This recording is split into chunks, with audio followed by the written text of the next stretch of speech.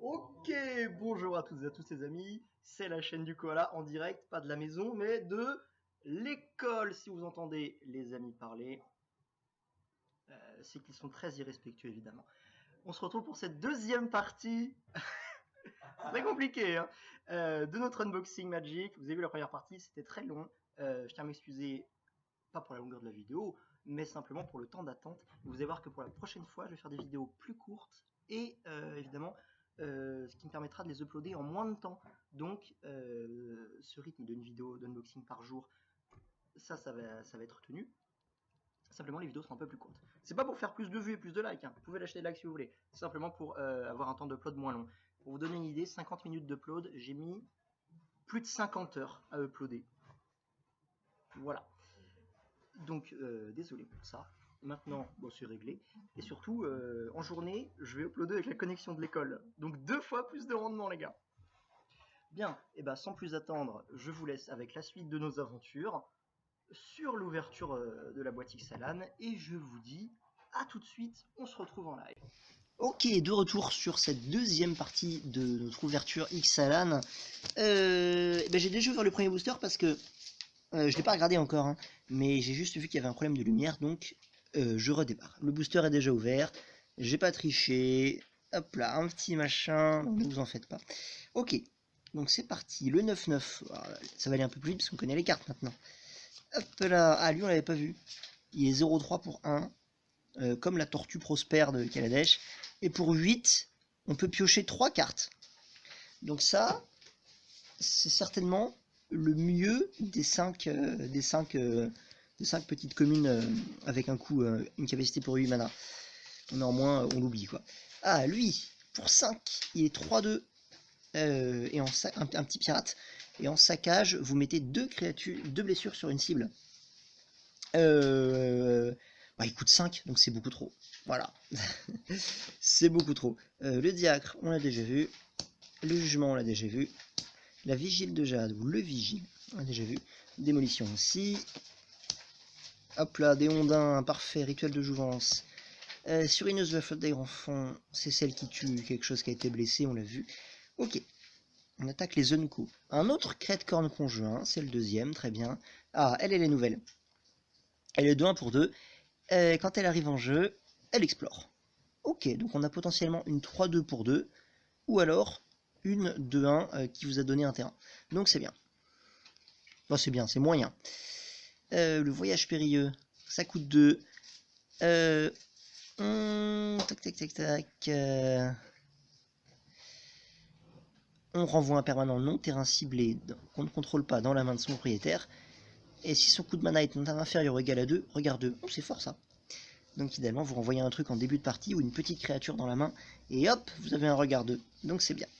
Et le capitaine, ou la capitaine, l'Anéray, ou l'Anéray, je ne sais pas, Tempeste.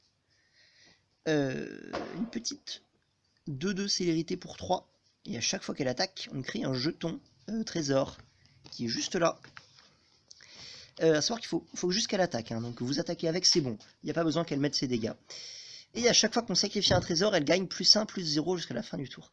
En fait, la plupart du temps, on s'en servira pour mettre un trésor. Et puis elle se fera bloquer tout de suite. Bon. Ok, très bien. En fait, je vous dis ça parce que j'ai eu l'occasion de jouer contre cette carte au draft, dans un draft. Et effectivement, le mec l'a joué 2 fois. Et les 2 fois, elle a servi juste à mettre un petit... juste à mettre un trésor, quoi. C'est tout. Ok, donc... Deuxième booster. Un petit trésor qui est là. Et... Oh là là là là là là. Une forêt foil. Elle est belle ou pas? Ouais, elle est pas trop mal. Et du coup, ça c'est quoi? Alors, du coup, ça c'est une île normale. Ok. Hop là. Allons-y alors. Allons-y, c'est parti. La vigile de Jade. Profondeur du désir. Une carte sponsorisée par Marc Dorcel, évidemment. Le gobelin fouineur. Un petit gobelin 1-1 pour 3. Vous pouvez vous défausser, vous piochez d'une carte. C'est pas bien. On oublie. Alors, ça aurait été bien avec la folie La folie de retour sur Innistrad. Mais non, de toute façon, c'est pas bien du tout. L'assassinat, on l'a déjà vu. Commission, on l'a vu. Chercheur d'aurore, oui. Pourriture, El Rafistolé. Sculpteur de tempête. On l'a pas vu encore, je crois. Il peut pas être bloqué, il est 3-2 pour 4. Et quand il arrive en jeu, on renvoie une autre créature qu'on contrôle dans la main de son propriétaire. Voilà. Donc continuons. Ah, très bien. L'espionne de la flotte de la tempête. Donc elle est 2-2 pour 3. Quand elle arrive en jeu, s'il y a eu un saccage, eh bien, on pioche une carte, tout simplement. Donc c'est très intéressant. Glorificatrice du crépuscule. Un vampire 4-4 pour 5. On paye 2 points de vie, elle acquiert le vol. On paye 2 points de vie, elle acquiert la vigilance. C'est super, bonne carte. Ah, lui aussi il est bien, le Monstrosaure Chargeur. Une petite 5-5 pour 5 piétinement célérité. Il y a quelques années, cette carte-là, ça aurait été une rare. Hein. Non, lui, il est piétinement célérité, quoi. Il est très violent. Et la rare, capitaine de la flotte des grands fonds. Une 2-1 pour 2. Un humain pirate menace. Et à chaque fois qu'il attaque, si on contrôle un autre pirate, eh bien, un pirate non jeton, on peut payer 2 mana. Et si on fait comme ça, eh bien, on a un jeton 2-2 noir pirate menace. Donc c'est un pirate qui ramène d'autres pirates. Ok, très bien. Donc continuons. Hop là. Ah oui, alors, faut savoir que là j'ai ouvert 11 boosters pour l'instant, et donc on n'a pas eu un seul... un ondin. On n'a pas eu une seule carte mythique pour l'instant. Donc elle va certainement tomber incessamment sous peu. Et donc, mon téléphone sonne. Bien, petit coup de téléphone. Ce moment où tu commences à record trop souvent, parce que tu deviens un grand youtubeur, ou pas, et que tu te fais déranger en plein record par le téléphone. C'est ça l'ascension sociale sur internet, les amis. Donc l'enjambeuse devant, un ondin 3-3 pour 5, il est flash vol. Rappelons-nous de la petite commune 2-3 flash vol pour 4. Et bien là, on a une 3-3 flash vol pour 5. Donc on aurait voulu une 3-4. La petite commune de Lavemain, la petite commune de Amonkhet. Donc évidemment, on aurait voulu une 3-4, quoi. Mais là, c'est pas assez solide, ça. Quand vous voyez des cartes comme ça, qui, pour un ratio de 5 mana, sont 5-5 avec 2 effets, là, pour un ratio de 5 mana, vous avez une 3-3 avec 2 effets. Au moins, mettez la 4-4, quoi. Ok. Ah, elle aussi, elle est nouvelle. La salve de pyrocanon, ça met 3 blessures à la créature ciblée. S'il y a eu un saccage, ça met 6 blessures à la place. Pour 3, vous avez mis 6 blessures, hein. C'est pas mal. Maintenant, vous préférez le faire.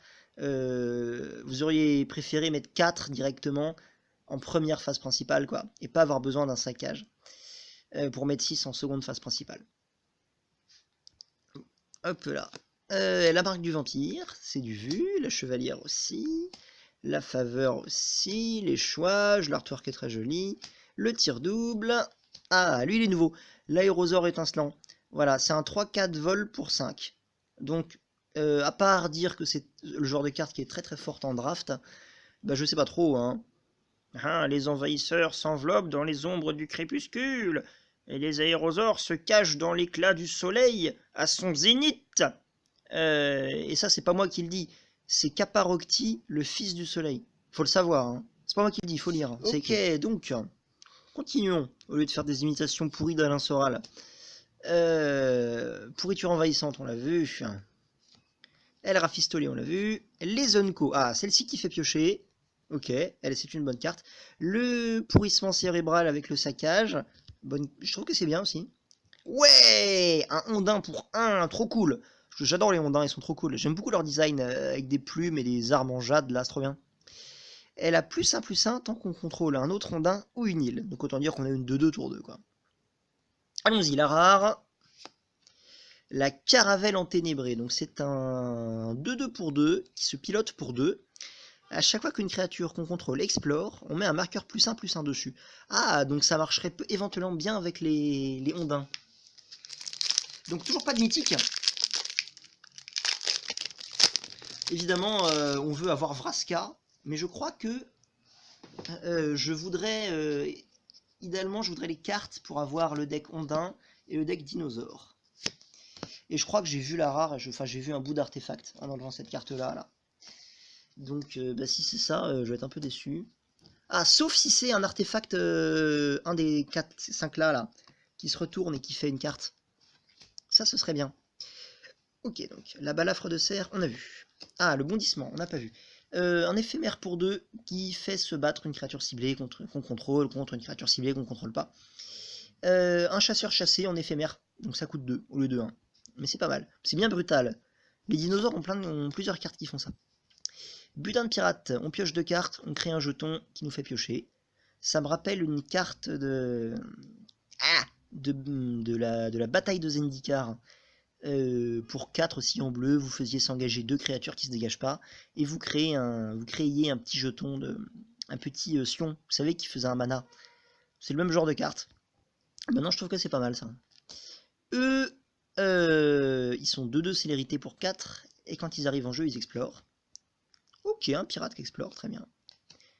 Les noyés, on a vu. Le martel crâne territorial. Un dinosaure 2-3 pour 3. Chaque fois qu'il attaque, on engage une créature ciblée qu'un adversaire contrôle. C'est pas mal. Je vous parlais dans la partie 1 de peut-être faire un deck dinosaure rouge, blanc, aggro. Ça, c'est pas mal à mettre dedans. Ce sera un deck low cost évidemment, mais. Elle, on l'a déjà vu aussi. La ruse de la sirène, on l'a vu. Le brouillard aveuglant, j'en ai parlé dans ma vidéo d'analyse. Donc c'est un fog en fait. Hein. On prévient les blessures les blessures qui devraient être infligées à des créatures ce tour-ci. Et en plus, nos créatures chopent la défense talismanique. Voilà. Bon, voilà. Moi, j'aime pas. Hein. Jouer plutôt la brume de pollen de Amonkhet. C'est la même chose, sauf que ça coûte que 2. Un autre aérosaure. Ah, les Unco. Dispersion de la vigie. C'est un contre qui coûte 1 de moins si on contrôle un pirate. Et évidemment, voilà, machin, est-ce que tu peux payer 4 mana? Non, je peux pas payer 4 mana. Bah, t'es contré. Voilà. Un contre qui coûte 3, je crois. C'est ça, 3. Le Chupacabra, on l'a vu. Ça met -2/-2 quand on est à chaque fois qu'on explore. L'appel au festin. Ah, on l'avait pas encore vu celle-ci. Eh bien, on a vu la carte pour 3 qui crée 2 jetons vampire 1, lien de vie. Bah, elle coûte 4. Et vous en créez 3. Et en plus, ils sont trop cool. Je laisse admirer le travail de Yeongjae Choi. C'était bien la peine que je me ridiculise à essayer de dire son nom. Bah bravo à toi, Yeongjae. Ah yes, effectivement, c'était celui-là.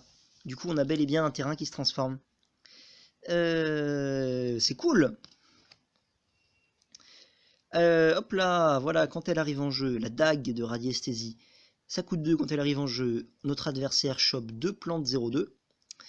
La créature équipée gagne +2/+1. Ça s'équipe pour 2. Quand la créature équipée met des blessures, on la transforme.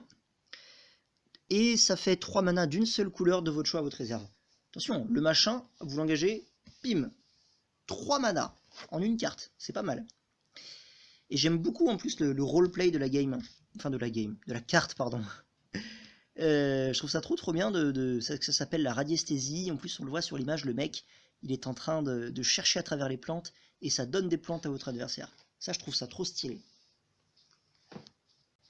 Bien, okay. Un trésor et encore un truc comme ça. Précurseur Morneuil, ok. La meneuse de Kinjali, parfait. Ça, j'en veux 4. Bondissement. Le butin de pirate, très bonne carte. Enfin, très bonne carte, non, bonne carte. Pas très bonne carte, juste bonne carte. Le saccage coûteux, on l'avait pas vu. En tant que coût supplémentaire, on sacrifie un artefact ou une créature, et on pioche 2 cartes en éphémère, et ça coûte 2. C'est bien, c'est fort, parce que vous avez le choix entre sacrifier une créature ou un artefact. Or, bah, vous savez bien que des artefacts, il y en a dans le format. Il y a évidemment tous les petits trésors, donc la condition est facile à remplir et vous piochez 2. Donc c'est intéressant. Rituel de jouvence, l'entasseuse, la ruse de la sirène, le brouillard, les eaux de plonge racine. Et toutes les cartes ondins sont classe. Hein. Franchement, j'aime vraiment beaucoup ces cartes. Autant bleu-vert, j'aime pas ça, mais alors là, j'adore. Un enchantement, chaque fois qu'on lance un sort d'ondin, on crée un Ondin avec la défense talismanique. Je peux vous le montrer, il est là. C'est lui. Voilà. Donc ça coûte 3. Bon, ça arrive relativement tôt. C'est pas mal. Sachant qu'il y a beaucoup de Ondins tour 1, tour 2 quand même. Lumière protectrice, on l'a déjà vu. Le pyrocanon élaboré, ça coûte 2. Il se dégage pas pendant votre étape de dégagement. On peut se défausser d'une carte pendant notre entretien. Si on le fait, on le dégage. Encore une fois, ça aurait été intéressant si la folie existait encore dans le standard. Et le pyrocanon élaboré inflige 2 blessures à une cible, créature ou joueur, et ça coûte 4, quoi. Donc c'est trop, c'est beaucoup trop, c'est pas bien. Le galion du conquérant, les gars. Ça se tourne et ça devient les quartiers du conquérant. Alors, j'en ai parlé dans ma vidéo analyse. Quand il attaque, on l'exile, on le renvoie sur le champ de bataille transformé. Donc il est pilotage 4. Et sinon, alors c'est un terrain qui fait plein de choses. On peut ajouter un mana incolore, on peut piocher une carte et se défausser d'une carte, on peut piocher une carte, et on peut renvoyer une carte ciblée depuis notre cimetière dans notre main. Donc ça fait plein de trucs, c'est trop cool. Voilà. Bah écoutez, moi, tant que j'ai les espèces de bilans, là, ça me va. Donc on a fait 5 boosters, c'est ça? Donc allons-y, continuons. Un vampire, une île. Est-ce que je peux peut-être recadrer un peu? Ouais, c'est pas mal. Les pirates prospèrent, on les avait pas vus. Une 3-4 pour 5. Quand ils arrivent en jeu, on crie 2 jetons. C'est cool. J'aime bien le bleu. Le bleu change sur cette extension. J'aime beaucoup. Feu hostile, c'est le machin qui met 4. Sac à couteau, on vient de le voir. Balafre de cerf, oui. Bondissement, oui. Putain de pirate, eh ben dis donc. Gardien du fléau, on l'a vu. Révocation aussi. Chasseur à crête solaire. Oh, ça va vite maintenant. Le calice, c'est de la merde. Ah, elle, on l'avait pas vu. La marche ciel portée par le crépuscule. Un petit vampire 1-1 pour 1 vol. Effectivement, celle-là aussi, je l'avais présenté. On peut donner +1/+1 à un vampire attaquant jusqu'à la fin du tour. C'est très bien. J'ai eu l'occasion de faire un draft avec un deck vampire, dont je vous parlerai dans une prochaine vidéo. Et effectivement, je vais jouer ça. J'en avais 2. Et c'était très bien. Très bonne carte. Le supplice de la planche. Oui, ça c'est une bonne carte aussi. Regardez, ça coûte 2 noirs. Bon, j'avoue, 2 noirs c'est chiant à faire, mais... Détruisez la créature non ondin ciblée. Pour 2 noirs, vous détruisez n'importe quoi. Voilà, bah c'est très fort. Évidemment, on peut le comparer à Poussée Fatale. Ou Fatal Push. Les mecs, c'est pas Fatal Push, c'est Poussée Fatale. Si on veut, bon bah là, ça a comme l'avantage... c'est un rituel par contre. Mais il y a un avantage, c'est que bah, vous détruisez n'importe quoi. Même un truc qui fait 10 de mana si vous voulez. Vous détruisez... Alors, évidemment, Emrakul, il est pas ondin. Donc vous pouvez le détruire. Les saccageurs Morneuil, ils sont 3-3 pour 5. Ils ont +1/+1 pour chaque artefact qu'on contrôle. Donc synergie avec toutes les cartes de pirates bleus qu'on vient de voir qui font des trésors. Et pour 4, on peut créer un trésor. Ok, très bien. J'aime bien cette carte. Oh, ça j'aime pas par contre. Mauvaise rare. Bon voilà, de toute façon l'enregistrement va se terminer, donc je vais faire une coupure.